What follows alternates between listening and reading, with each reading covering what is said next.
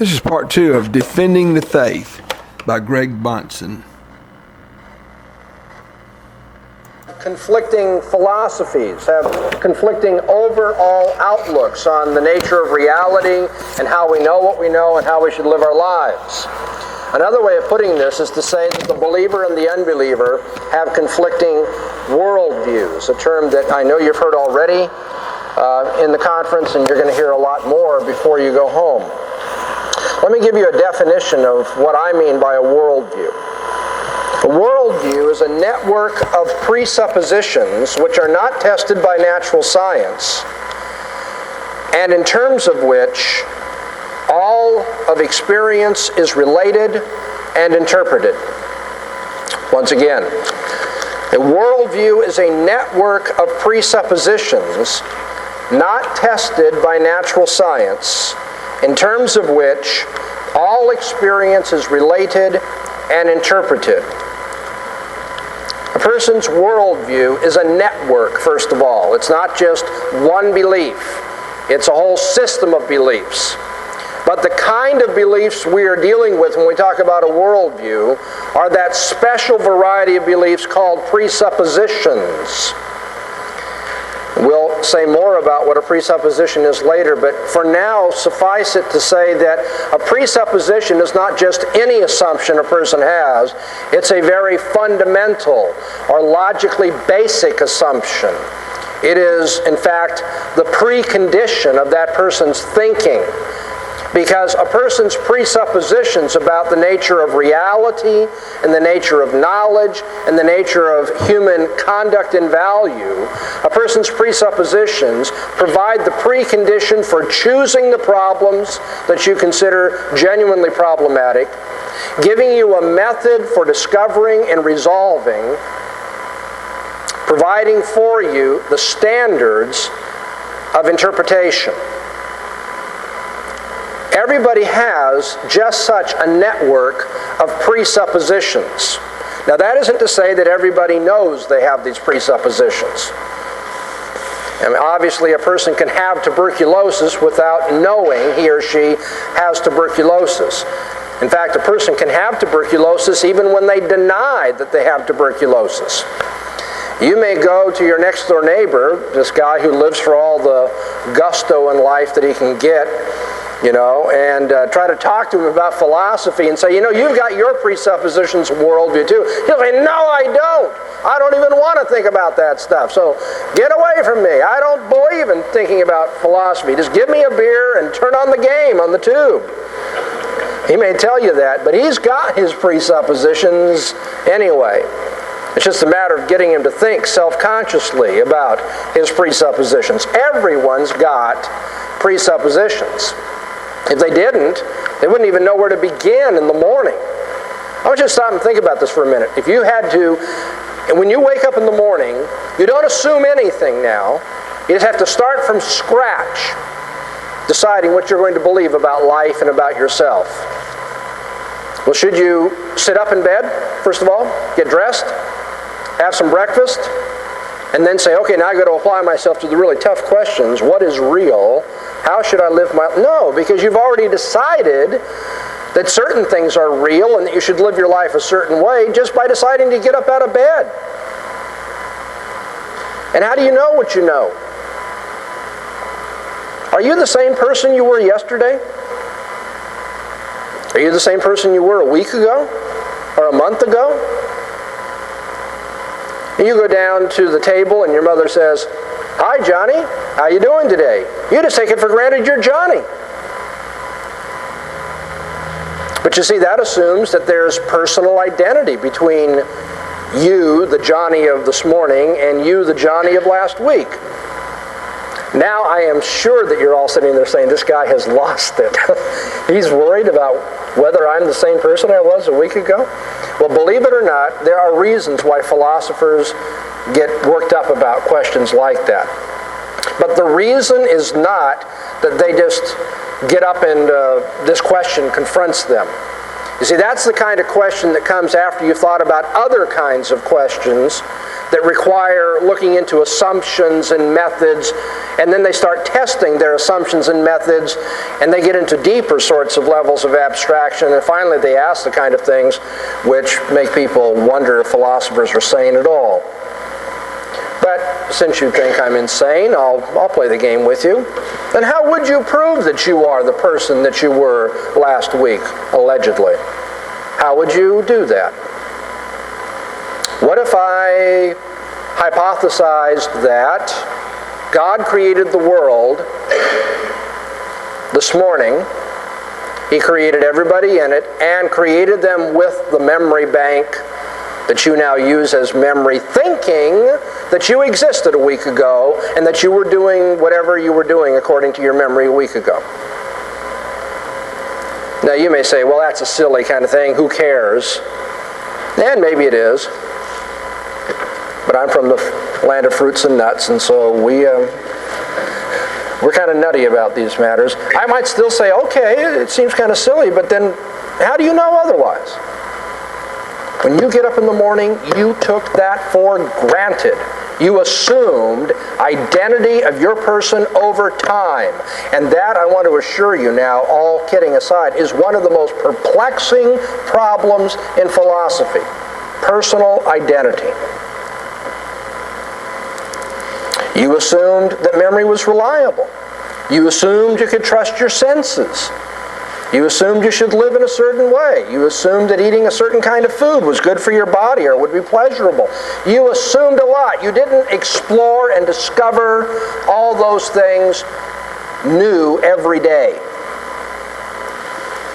Everybody has presuppositions.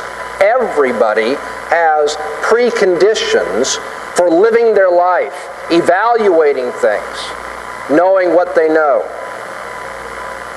And when you go off to college and you find people with an antagonistic point of view to your Christianity, what I want you to see is that the presuppositions that that person is using, the worldview that that person is using in opposing your Christian outlook or worldview is going to be the crux for defending the faith.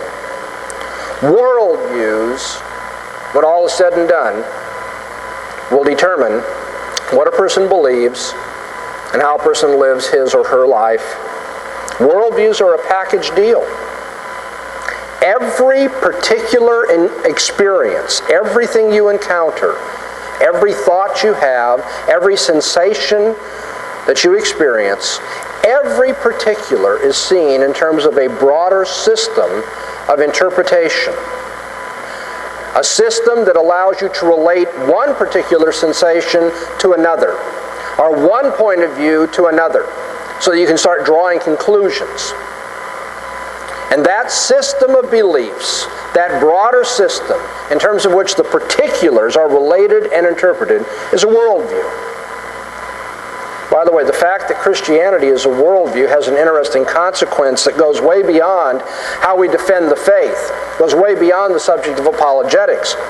Because Christianity is a worldview, you need to be aware of the fact, and maybe at this conference will be the first time that you have taken it seriously, you need to be aware of the fact that if you are committed to Christ at any particular point in your life, then you need to be committed to Christ at every point in your life. Christianity is not simply about a certain narrow range of human experience, like when you pray, or go to church, or evangelize people, or read your Bible. All of those things are important. All of those things express Christian commitment. But if you are committed to Christ anywhere in your life, anywhere in your experience, then you need to be committed to Christ everywhere in your experience. Which is to say, since Christianity is a world and life view, to be a Christian is to have a distinctively Christian way of looking at reasoning. We looked at that in our last session. But it means you have a distinctively Christian way of looking at literature as well, and human nature, and social relationships, and economics, and politics, and education, and family life, and recreation, and art, and industry, and everything else that is part of human experience. To be a Christian, to be committed to Christ at any one point, means you must be committed to Christ at every point in your life. Because Christianity is a worldview. It's not just one of the many options that a number of different philosophies can tie into. It is basic, it is fundamental, it is logically fundamental, so that it affects everything, systematically. It is not simply a narrow point of view. Now, if everyone has a worldview, let's stop and think about some of the issues that every worldview addresses. I'm going to try to put some of this up on the board for you so you can keep track of it. These are key issues for anybody's worldview. They are issues that you address as a Christian. If you stop and think about your Christian theology, you'll see that you've got a view on these matters, but everyone else in the world has a certain view on these matters too. In order to lay this out, I need to introduce to you the three major divisions of philosophy, however. And that means that it's going to sound like intellectual bullying unless you tune in just long enough to get the definition of these terms.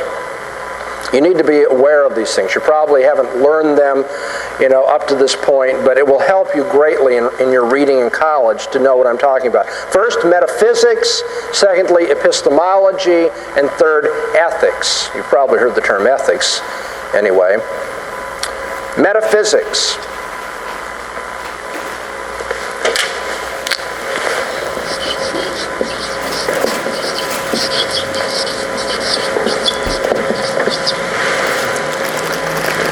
Metaphysics studies the nature of reality, the origin, structure, and nature of what is real, of whatever exists. What is the nature of reality? What is the world like? What is man like? What is man's place in the world? These are metaphysical questions. They're not questions about the physical world simply, but that which goes beyond the physical world and accounts for the physical world. And I'm going to give you 5 questions that at least have to be addressed in any adequate metaphysic, any doctrine of the nature of reality. First is the question of the nature of man. What is man? What's he like? Is man free? Is man basically good? Is man an animal? These are metaphysical questions. Secondly, there's the question of the nature of the universe. What is the origin of the universe? Where did it come from? How did it get here? What's its structure? How does it work? Thirdly, there's the question of the existence of God. So we have the nature of man, the nature of the universe, and the nature of God. Then obviously, what is man's place in the universe before God, if there is such a God? These are metaphysical questions. But 2 other matters, real briefly, might be brought up. Am I going too fast for you? Man, the universe, God. What are they like? The 4th issue is the question of change or development, often called the question of history. What is history? How do things change? Why do they change? How is development possible? This leads those who are in the philosophy of history to ask, where is history going? Is history going anywhere? Is there such a thing as meaning in history? That's a metaphysical question. And then 5thly, there's the question of the character of laws or concepts or universals. And finally, uniformity. I'll repeat that again. The character of laws or concepts or universals or uniformity.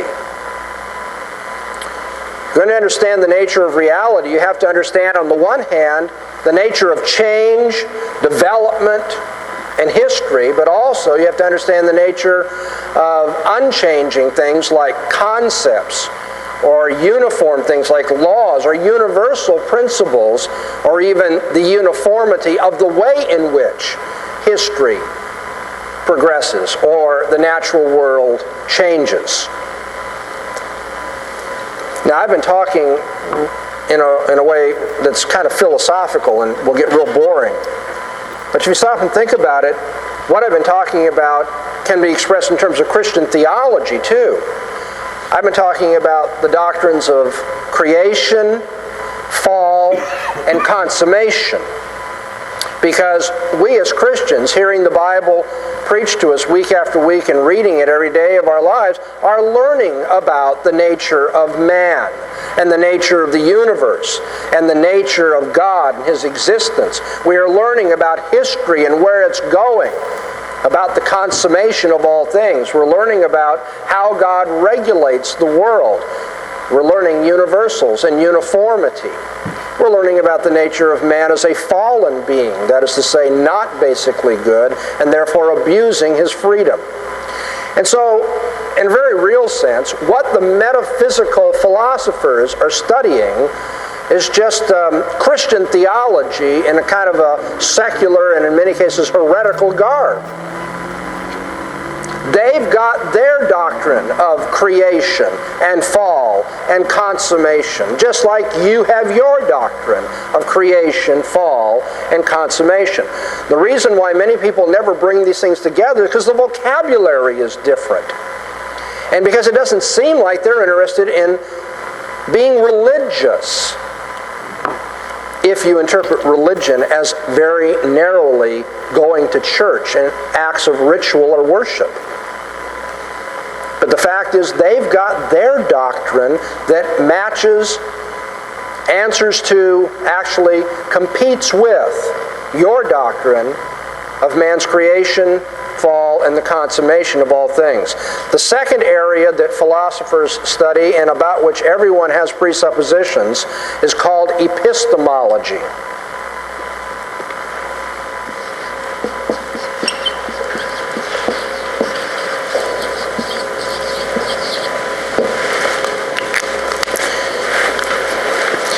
Epistemology is one's theory of knowledge. It studies the nature and limits of knowledge and such concepts as belief or truth or knowledge itself and how beliefs are justified. Epistemology is a general theory, then, of man's knowing, how it's possible, what the limits of it are, what methods are to be used in pursuing it.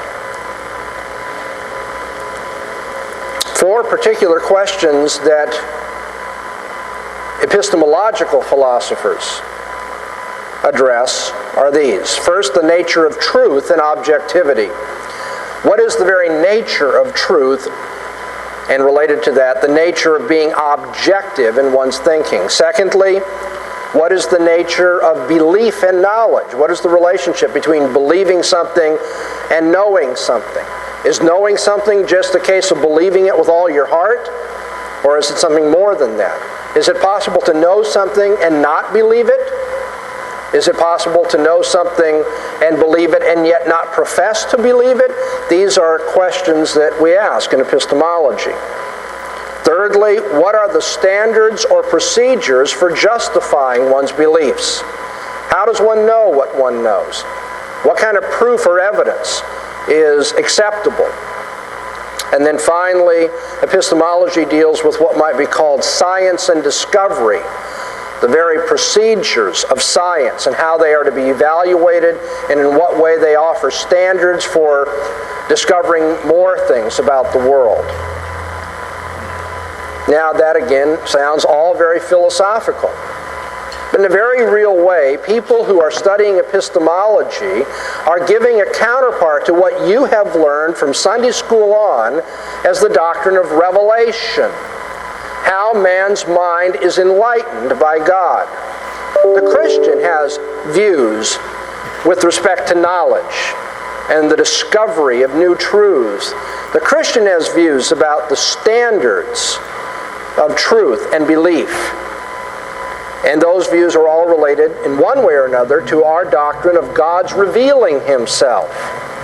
Revealing Himself not only directly to us in our heart of hearts, but revealing Himself indirectly through the created order that we are to study and know Him better, and then revealing Himself, of course, in the words of Scripture, the Bible, and revealing Himself in the person of His own Son, who came into this world as the highest expression of knowing God because he was God himself. And so a worldview is going to have a certain epistemology about it. Just like your Christian worldview has a certain view of God's revelation, which characterizes you. And then finally, philosophers study ethics, obviously the study of right and wrong, good and bad attitudes and actions. Ethics.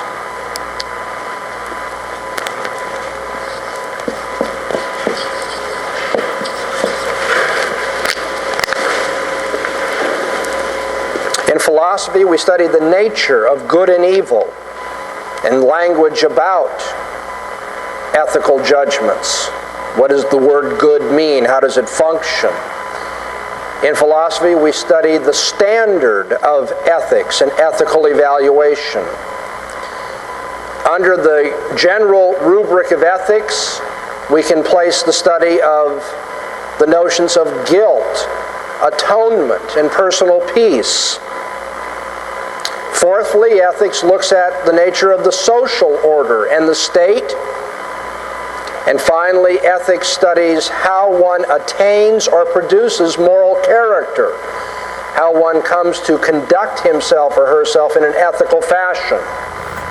So we have the question of the nature of good and evil, the standard of ethics, the question of guilt and personal peace, the question of social order in the state, and finally the question of how we produce or attain moral character and conduct. Now that sounds very philosophical, perhaps. And yet you as a Christian have studied ethics the whole time that you've been subject to the preaching of God's Word. The whole time that you've been reading Scripture, you've been reading ethical subjects. Obviously, the fall of man has to do with ethics. Why it is that it's now difficult to attain moral behavior. The fall of man has something to do with guilt. Moreover, the doctrine of redemption in the Bible deals with this whole notion of guilt or atonement and personal peace. How is man to find a solution to his personal problems? That is a secular way of putting it. The Bible puts it in terms of how man is redeemed, how he comes to have a just standing in the sight of God. So over against these three areas of metaphysics, epistemology, and ethics, I hope that you'll put in another column, if you will, something of the Christian counterpart to many of the sub-questions that we've been looking at. And that is the Christian counterpart found in the doctrines of creation, fall, redemption, and consummation.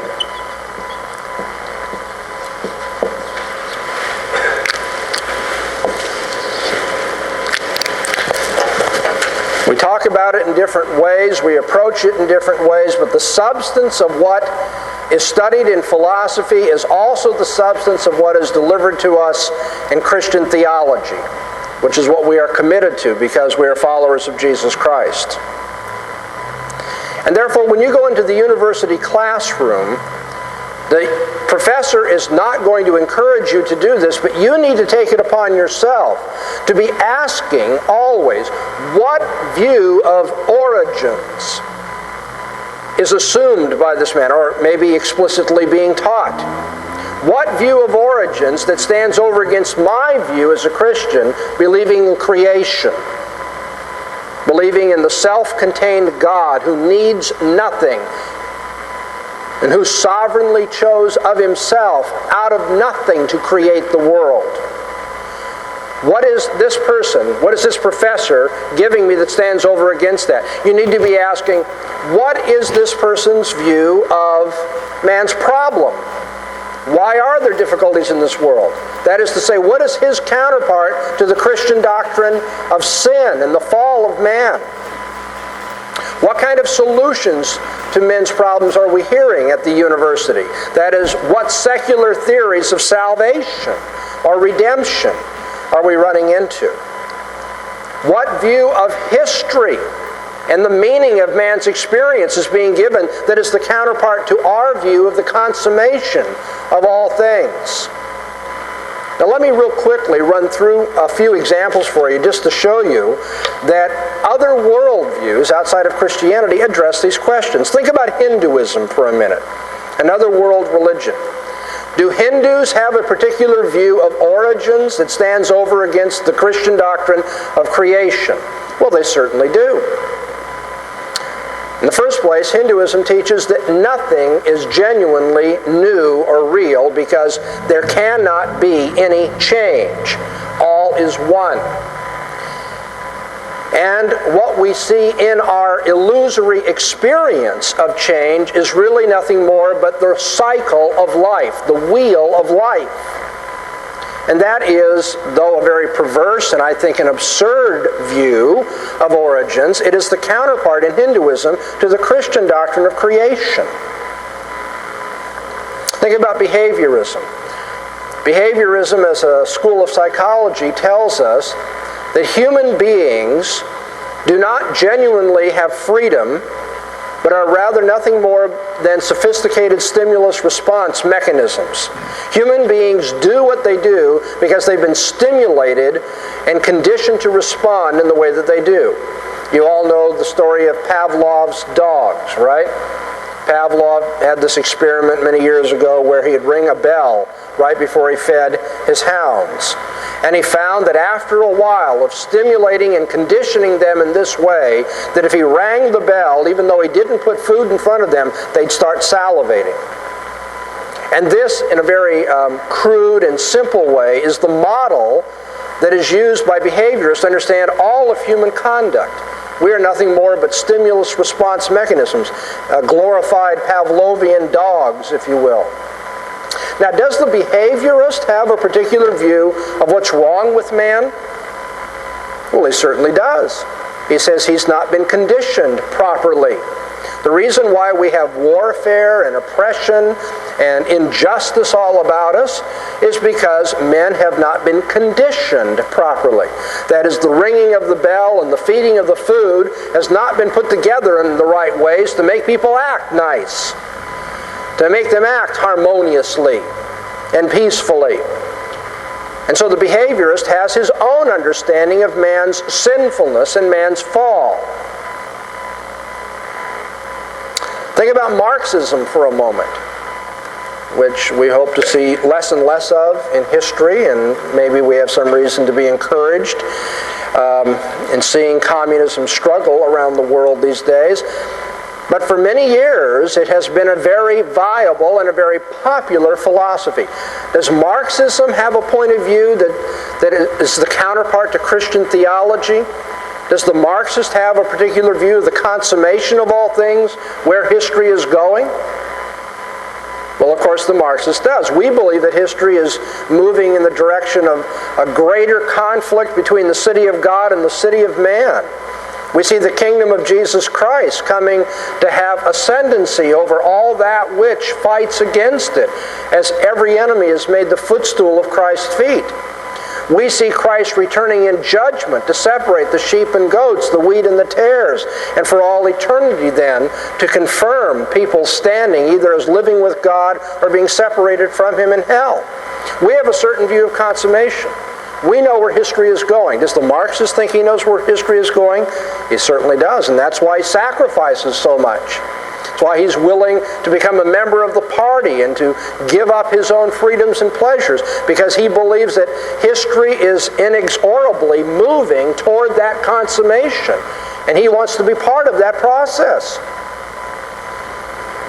He wants to see revolution overthrow oppressive and capitalist regimes. He wants to see the dictatorship of the proletariat and eventually the withering of the state.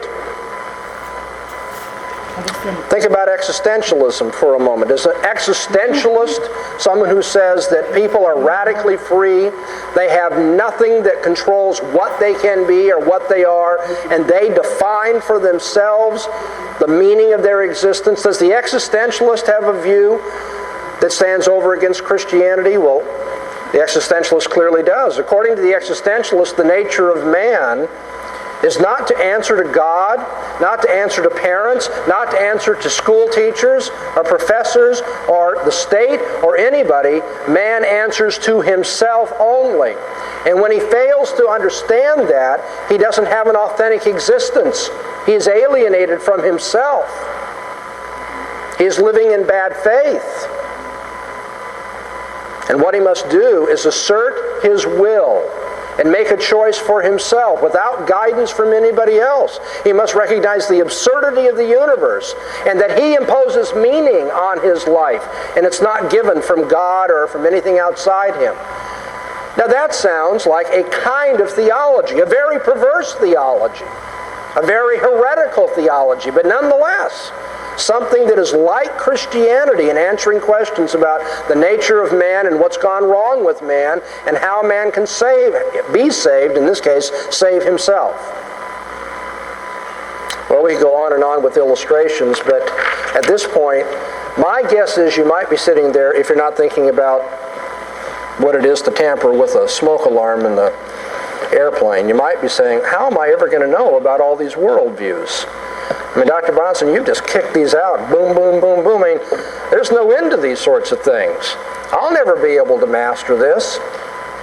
Well, maybe you can. I'm going to try to give you a scheme for doing so. I don't intend to mention every particular version of every worldview that's ever been promulgated in the history of man, but I do have what I think will prove a helpful diagram or map of the terrain so that you can kind of get an idea of what some of the major issues are and also become familiar with some of the vocabulary that you'll run into in college. And so I'm going to use the board again here and start laying out for you some of the major worldview options, if you will, that are out there that compete with Christianity.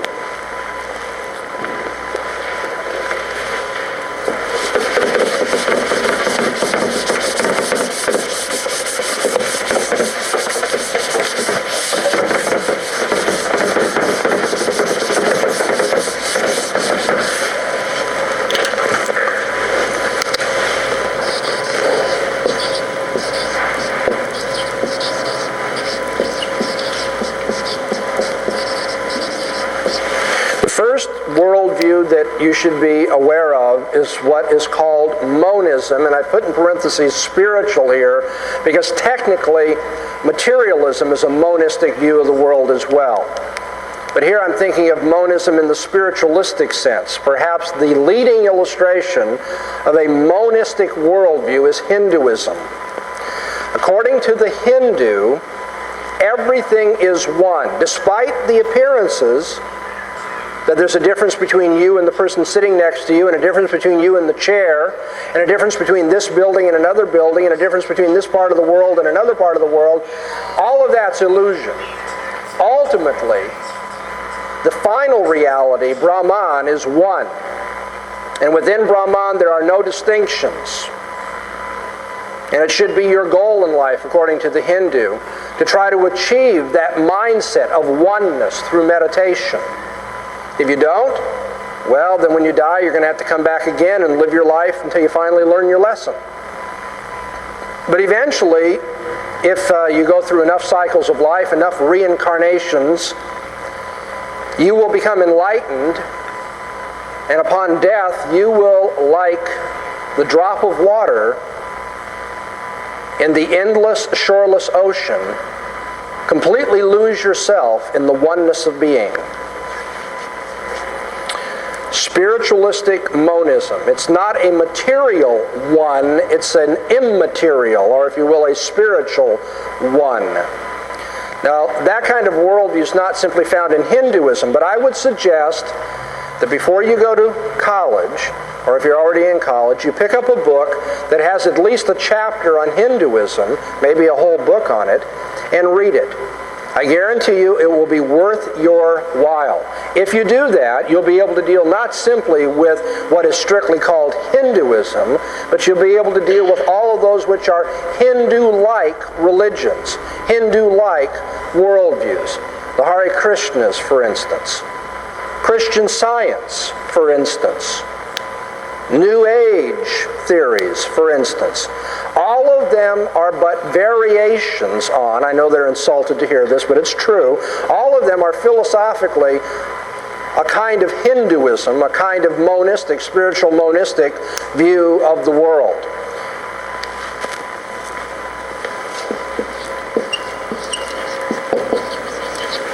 A second kind of worldview can be called dualism. If monism means all of reality is one kind of thing, what is dualism? It's going to be the view that reality is made up of two kinds of things, matter and mind, flesh and spirit.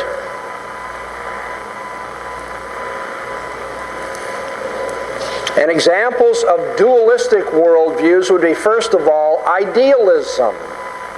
I think here particularly of the philosopher Plato, but whether people know the technical aspects of Plato's philosophy or not, there are many idealists who think that beyond the physical realm of time and space, there are ideals or ideas that exist in and of themselves.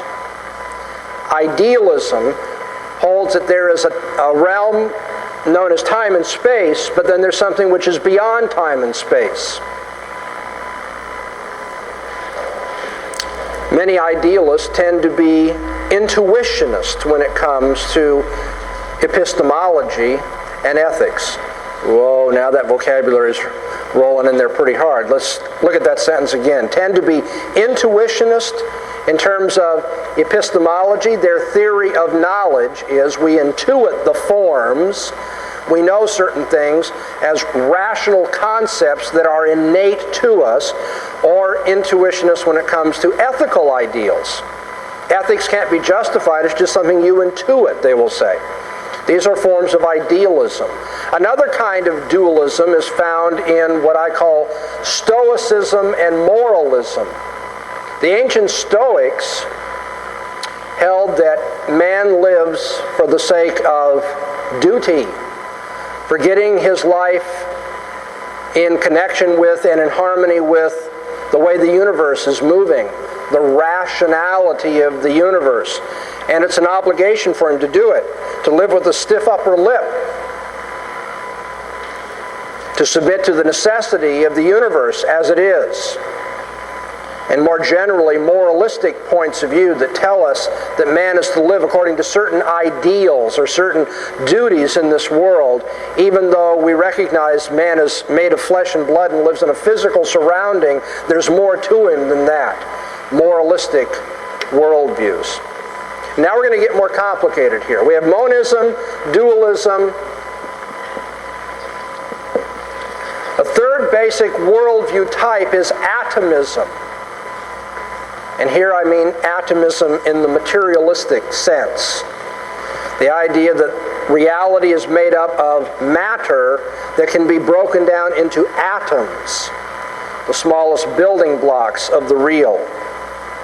There are a lot of different varieties of atomism, more than I can mention tonight.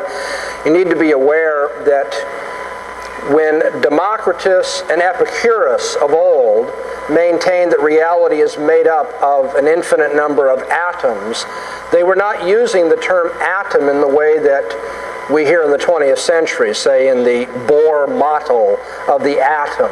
They didn't have any such concept as that whatsoever. The only reason I tell you that is because it's one of the most remarkable pieces of ignorance that I've run into, that in physics classes people will say, well, this point of view on the universe is something that comes from the ancient Greeks. That's straining it a great deal. Atomism in the materialistic sense is the view that the material world is all there is, there ain't no more. There's no realm of ideals or values or forms beyond this world. There's no God beyond this world.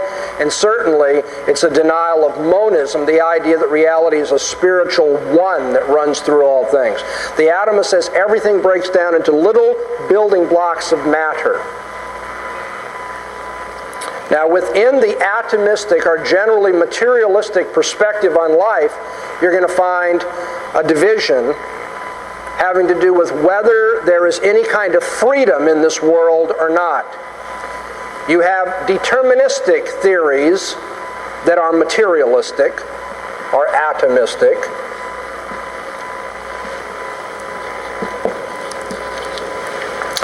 And then you have theories which are not deterministic, but I'm going to give a little bit more definition to that.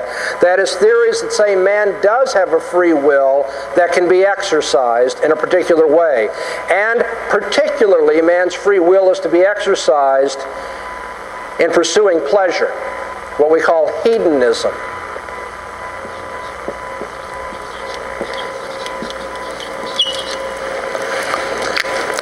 Among the materialists or the atomists, then, there are those who hold to the notion that man is not genuinely free. There is no genuine freedom in reality. Two examples you've already heard about tonight. Behaviorism says that individual human beings do not have free will. They are Pavlovian dogs, white rats, stimulus response mechanisms, robots. There's no individual freedom. More broadly, Marxism is a deterministic, atomistic view of the world.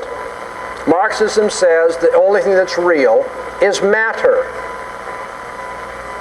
That's why a definition of Marxism that's often given is helpful when we say it is dialectical materialism. The idea that matter is evolving and developing in a dialectical way throughout history. Everything is matter, and the Marxist holds that all of history is deterministic. All of history is moving according to certain laws, the dialectic, and will have a predictable outcome just because of that. Those who are atomistic in their view of the world or materialistic, however, have not always agreed on this question about freedom. There are those who hold to materialism and yet say man has a free will. Of course, was the view of Epicurus of old, who is perhaps the most modern man of the ancient Greek philosophers. Epicurus said the world is made up of an infinite number of atoms that are controlled in everything that they do, and yet man, who is made up of these atoms, should live for pleasure. Now, I hope that there are some budding philosophers out there who are awake enough to say, what? Wait a minute. If man is made up of matter, and therefore he is controlled just like weeds growing are controlled and natural forces are controlled by these laws of nature, then how does man choose anything at all? It doesn't seem to make a lot of sense. Well, we can't dwell on that very long. Unbelievers don't make a whole lot of sense once you get into their philosophies, and hopefully you'll start taking that for granted. What I want you to see, though, is that this kind of unbeliever who is a materialist said that people make choices. They should live for pleasure, hedonism. I'm going to give you three forms of the free will version of materialism. First of all, egoism. Secondly, utilitarianism. Thirdly, existentialism. First of all, egoism. The egoist says we should live for pleasure, and he means by that individual pleasure. Live for yourself, whatever is good for you. You have a sophisticated version of this in the philosophies of Ayn Rand and John Hospers and others who are libertarians. Egoistic pleasure. Or you could choose, if you believe that this is a material universe and there's nothing but matter and yet men are free, you could choose that we should live for the pleasure of the greatest good of the greatest number. Not individual pleasure, but the pleasure of the group. And that is the philosophy of utilitarianism. Utilitarianism says the way we live our life should be governed by what makes the most number of people happy. And it comes to expression in the political and economic theories of socialism that tells us that basically man lives as a social creature and for the happiness of his society. And then finally, and this is straining a bit to put it under hedonism, but in the free will approach to the material universe that man lives in, the existentialist, as we mentioned a few moments ago, says man must exercise his free will to define for himself what he will be. He just exists as a material object, but then he freely gives himself an essence, freely gives himself a character, and determines the outcome of his own life. The There's only one more, so don't get too tired now. We're almost done. The map is almost complete. In addition to monistic, spiritual monistic theories of reality, knowledge, and behavior, dualistic, that is to say idealistic or moralistic approaches to life, and atomistic, materialistic views, there are those people who say nobody can know for sure. So you have pragmatism and skepticism.